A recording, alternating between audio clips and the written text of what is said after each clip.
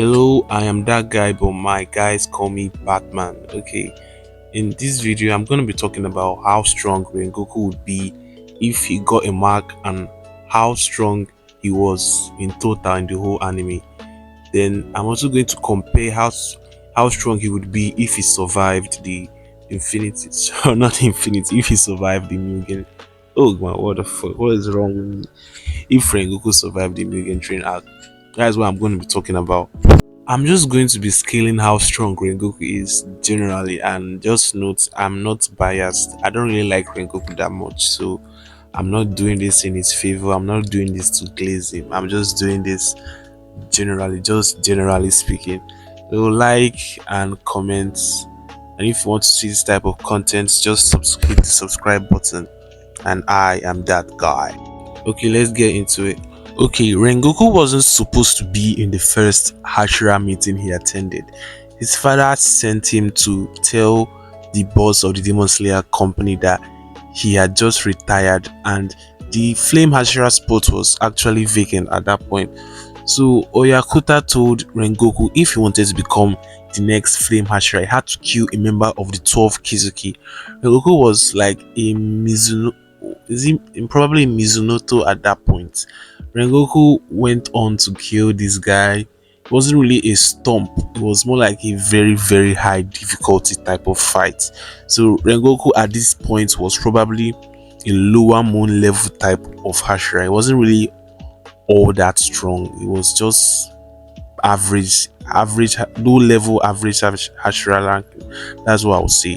Then Rengoku was comparable to a entertainment district Tanjiro, Inosuke, and Zenitsu because they were basically lower moon level at that point. So that's where Rengoku stood at this point in the anime. I would say he was slightly stronger than the entertainment district Tanjiro, but not all that much stronger. It's more like they were in the same boat, but Rengoku just had this slight edge. So this Rengoku was probably lower moon 1 level max, or maybe he could somewhat be useful in a Gyutaro Daki fight. So if you could kill lower moon 6, you are a Hashira, but it does not mean that you are that strong. But Rengoku at that point was able to kill lower moon 2, so he wasn't really all that, but he was still stronger than most demon slayers.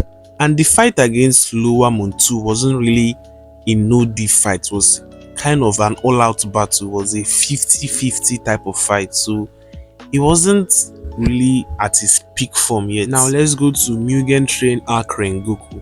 This is when Rengoku becomes significantly stronger.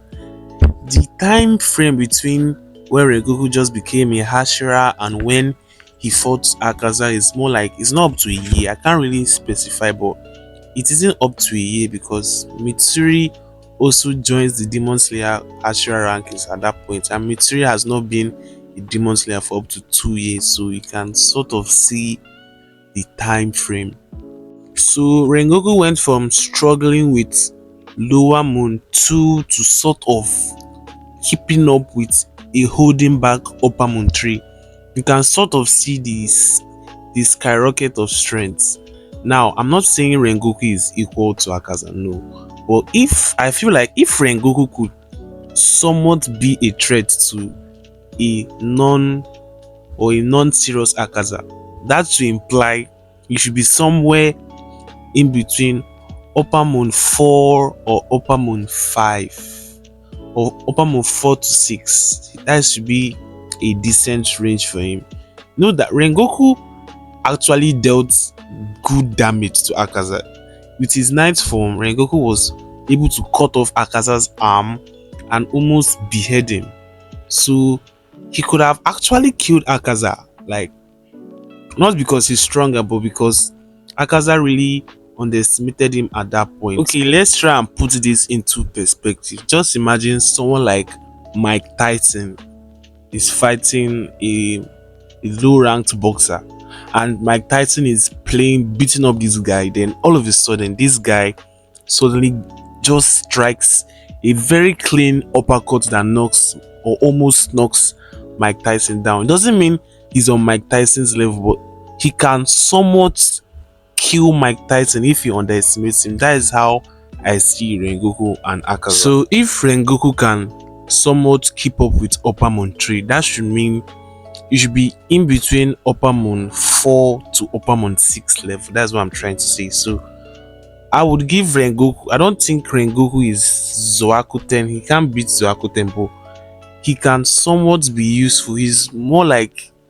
Mitsuri type of level without a mark. He could have done or done better than Mitsuri in that fight until Mitsuri got her mark. Marked Mitsuri is stronger than Rengoku.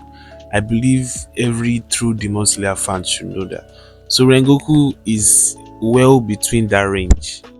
Now let's talk about if Rengoku survived the fight. If Rengoku survived the fight, he would know Akaza's style of fighting. He would know all his special moves, all his attack spanning, his attack plans. He would know that. He would somewhat know how fighting an upper moon feels like. He would know how fighting an upper moon should feel. And surviving the Demon Slayer verse is depicted that surviving a fight or battle experience in total is like 10 to 15 years of training. Let me give an example of what I said in the battle experience stuff. Let me use Tanjiro. When Tanjiro fought Daki, it wasn't upper moon level for sure. He fought Daki, survived Daki and Gyutaro, then all of a sudden Tanjiro goes to the Swordsman village arc. He was struggling to fight Upper Moon 6 and now he's keeping up with Upper Moon 4. So you should be able to, you can see the spike in strength. He isn't Zoakuten level, sure, but I'm pretty sure that one of Zoakuten's clones will probably be stronger than Daki. Not stronger than Gyutaro, but probably stronger than Daki. So if Rengoku survived his fight against Akaza and got a mark, I don't think it will be an overstatement to say he will be like Sanemi Gyumi level. I don't think it will be too far of a stretch, because if he could somewhat keep up with Upper Moon 3 and just suddenly get a massive boost, he should probably be that level. Now let's compare a marked Rengoku with other Hashira. A marked Rengoku will probably be like high level Hashira, or at minimum mid level Hashira. He isn't low level Hashira like Tengen and Shinobu. So I'm going to put him high up with the likes of Gyome and Sanemi. Gyome, Sanemi, Gyu, and Ubunai. These are the high tiers. Or in fact, just any Hashira that got a mark is probably high tier to me. So Rengoku will probably be stronger than Michiro and Mitsuri. He should be stronger than two of them. Where I can't really see he's stronger is someone like Sanemi and Ubunai. I think he should be slightly stronger than Gyu, not all that stronger, but at least a decent amount, or just a slight difference.